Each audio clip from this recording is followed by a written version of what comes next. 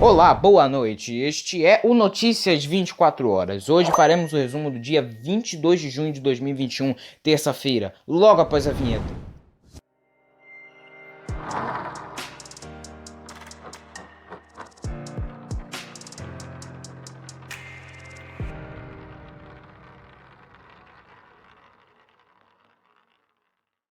Bem, vamos começar o nosso resumo de notícias de hoje, mas já peço para você deixar sua inscrição, deixar seu like, compartilhar para outras pessoas ficarem bem informadas e também ativar o sininho das notificações para você não perder nenhum vídeo do nosso canal.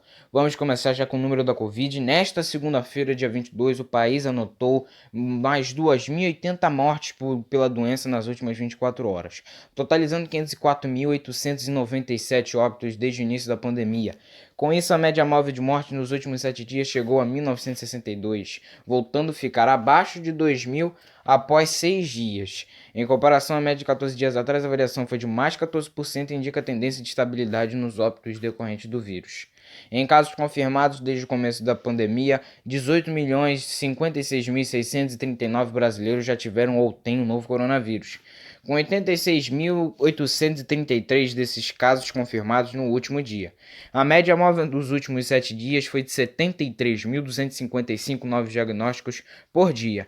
Isso representa uma variação de mais 26% em relação aos casos registrados na média há 2 semanas, e o que indica a tendência de alta nos diagnósticos.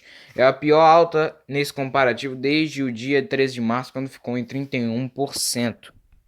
Já indo para uma outra notícia, a Procuradoria da República no Distrito Federal apontou temeridade do risco assumido pelo Ministério da Saúde na compra da vacina indiana Covaxin e propôs a abertura de uma investigação criminal sobre o contrato do governo com a empresa Precisa Medicamentos.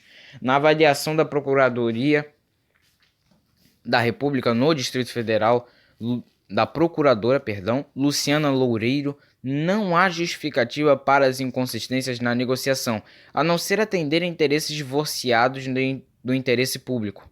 Segundo os elementos reunidos, há indícios de possíveis irregularidades no contrato para entrega de 20 milhões de doses da Covaxin, no valor total de 1,6 bilhão de reais. A dose foi negociada a $15, preço superior ao da negociação de outras vacinas no mercado internacional, a exemplo da Pfizer.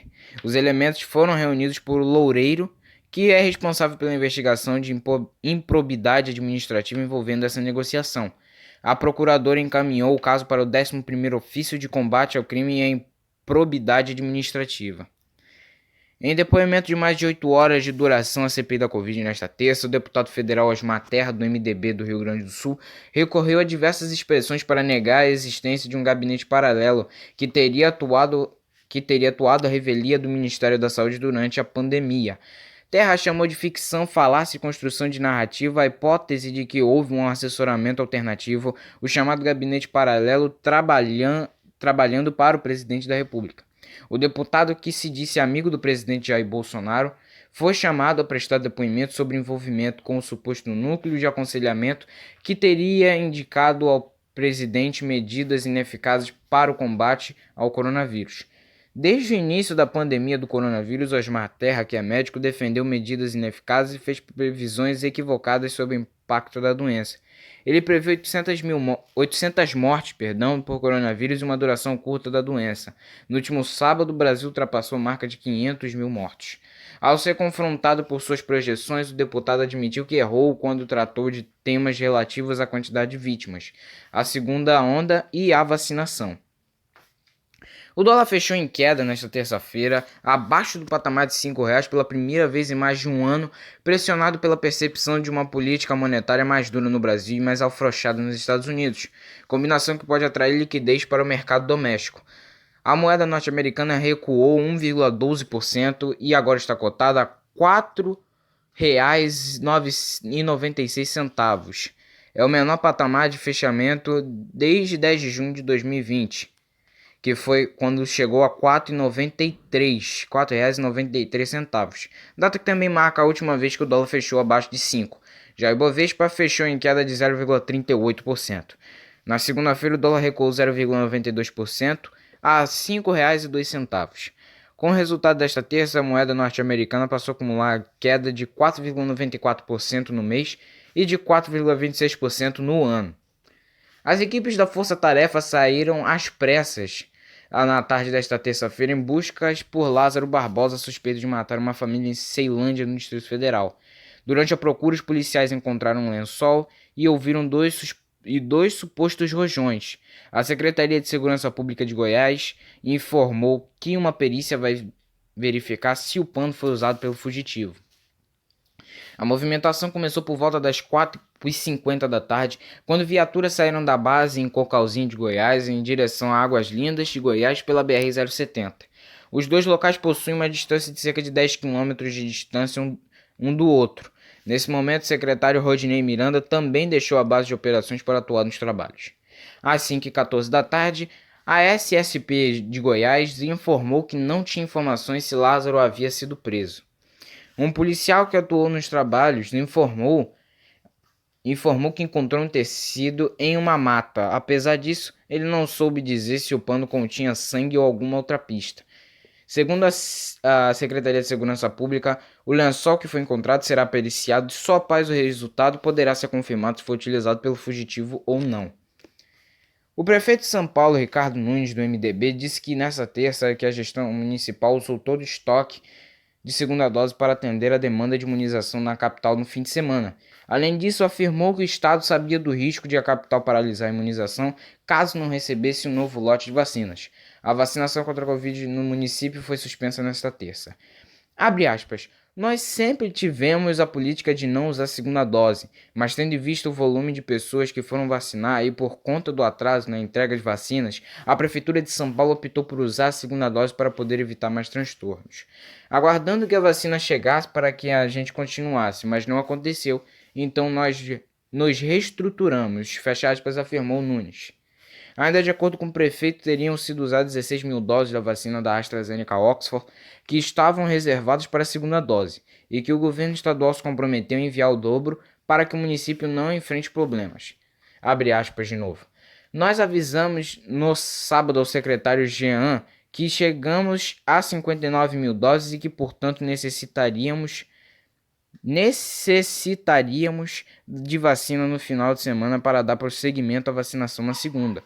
O secretário Jean Goristintai disse que iria então providenciar o envio de vacinas para nós no final de semana e na segunda-feira, fecha aspas, completou o secretário municipal de saúde, Edson Aparecido. 5 capitais suspenderam a aplicação da primeira dose da vacina da Covid nesta terça-feira. São Paulo, Florianópolis, Aracaju, Campo Grande e João Pessoa alegaram falta de doses para continuar a vacinação por faixas etárias e por isso decidiram vacinar apenas pessoas em busca de dar a segunda dose. As outras 22 capitais aplicam a vacina normalmente.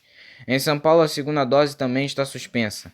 Nesta terça, o prefeito de São Paulo, Ricardo Nunes, afirmou que todo o estoque de segunda dose disponível na cidade foi utilizado para atender a demanda de imunização no final de semana e que o Estado não sabia do risco de a capital paralisar a imunização caso não recebesse um novo lote de vacinas. Os governos de Aracaju e Florianópolis disseram não ter previsão de recebimento de estoque para aplicação de primeiras doses, e o governo paulista atribuiu a escassez ao atraso nas entregas do Ministério da Saúde. Em Campo Grande, a Secretaria Municipal de Saúde disse que quer completar o ciclo vacinal de cerca de 5 mil pessoas que ainda precisam tomar a segunda dose.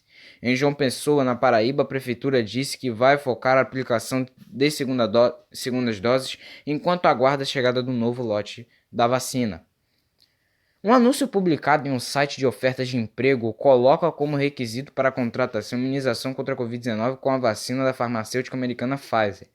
A vaga oferece trabalho em uma residência familiar de Campinas, em São Paulo, para governanta com salário de R$ 1.600. O Ministério Público do Trabalho informou que recebeu uma denúncia sobre o caso nesta terça e vai apurar o caso que ainda não foi distribuído para um procurador. Segundo uma advogada trabalhista, a exigência configura discriminação e cabe, além da denúncia ao Ministério Público do Trabalho, ação judicial se algum trabalhador se sentir lesado. Já um professor de infectologia da PUC Campinas afirma do ponto de vista técnico também não faz sentido. O anúncio só informa no campo empresa o nome Ana Clara Residências, mas não há meio de contato com o empregador, a não ser a não ser se candidat... Perdão, a não ser se você se candidatando para a vaga. Uma mulher de 39 anos foi executada a tiros em Curitiba nesta terça-feira, quando estava chegando ao local onde morava, de acordo com a Polícia Civil.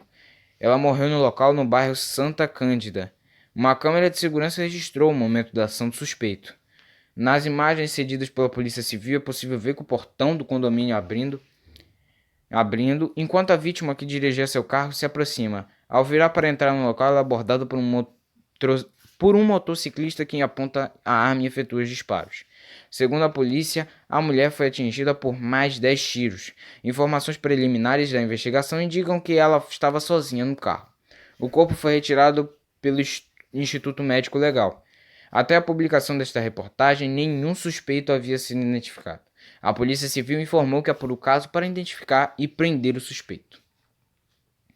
A Justiça Militar de São Paulo entendeu que não houve estupro no caso relatado por uma jovem de 19 anos em 2019 em Praia Grande, no litoral de São Paulo, que ocorreu dentro de uma viatura da polícia Militar. A vítima disse que foi obrigada a fazer sexo vaginal e também sexo oral em um dos policiais durante o deslocamento do veículo da PM, que estava com giroflex, a sirene visual e sonora de emergência ligada. O juiz militar Ronaldo Roth, da primeira auditoria militar, entendeu que houve no caso de sexo consensual e absolveu um dos PMs que estava na direção do veículo. O outro soldado, que segundo a sentença, sentou-se ao lado da vítima no banco traseiro do carro, foi condenado pelo crime previsto no artigo 235 do Código Penal Militar, que prevê até 1 ano de detenção por libidinagem ou pederastia em ambiente militar. Mas ele não será preso, já que a pena é de 7 meses de detenção no regime aberto, e o juiz suspendeu o cumprimento da pena. Na decisão a qual o canal teve acesso e está em segredo de justiça, o juiz afirma que a vítima nada fez para se livrar da situação e que não reagiu. O presidente da CPI da Covid, Omar Aziz, do PSD do Amazonas, comunicou aos integrantes da comissão que o depoimento de Francisco Maximiano, sócio da Precisa Medicamentos, antes previsto para esta quarta, foi adiado para a próxima semana. A Precisa Medicamentos atua como representante da empresa indiana de biotecnologia Bharat Biotech, que desenvolveu a vacina Covaxin no Brasil. A CPI apura possíveis irregularidades na negociação entre o governo federal e a Precisa por compra de doses do imunizante. A Procuradoria da República do Distrito Federal propôs a abertura de investigação criminal sobre o contrato do governo com a Precisa. Omar Aziz afirmou que decidiu adiar o depoimento após receber um comunicado da defesa de Maximiano. O documento diz que o empresário desembarcou no Brasil no último dia 15 de junho, regressando de viagem à Índia, e por isso cumpre quarentena de 14 dias. A Índia é o segundo país do mundo com mais casos de Covid. Os Estados Unidos são o primeiro e o Brasil o terceiro. O Conselho de Ética na Câmara dos Deputados decidiu, nesta terça-feira, aplicar a punição de censura verbal ao deputado Coronel Tadeu, do PSL de São Paulo. Foram 12 votos e 5 a favor do parecer. 12 votos a 5, a favor do parecer do deputado João Marcelo Souto, do MDB do Maranhão, apresentado na última semana. Em 2019, Tadeu quebrou uma placa em uma exposição na Câmara sobre o Dia Nacional da Consciência Negra. A placa continha o título O Genocídio da População Negra e exibia o desenho de um policial com um revólver na mão e um jovem caído no chão. O Código de Ética da Câmara diz que a censura verbal deve ser aplicada pelo presidente da Casa, Arthur Lira, do Progressistas do Alagoas, em sessão plenária ou pelo presidente da comissão durante reunião.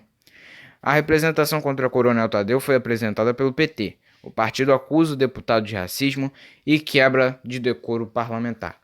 E para não deixar feio, só para finalizar aqui, sobre aquela reportagem que a gente acabou de falar sobre o anúncio de emprego publicado no site de ofertas. Para terminar, a gente enviou um e-mail para o site Trabalha Brasil e ainda aguarda retorno. E consertando a palavra a não ser se candidatando para a vaga, aí sim vai ter algum contato com o empregador, né? Bem, mas esse foi o resumo de notícias de hoje. Agradeço a todos pela audiência, a todos os espectadores e todos os ouvintes, a todos que estão compartilhando. Peço para você, mais uma vez aqui no final do vídeo, se inscrever no nosso canal para não perder nenhuma notícia importante. Também deixar o seu like, porque assim o YouTube recomenda nossos vídeos, compartilhar para outras pessoas e ativar o sininho das notificações para que você não perca nenhum vídeo do nosso canal. Agradeço mais uma vez aqui a todos, tenham uma boa noite e até amanhã.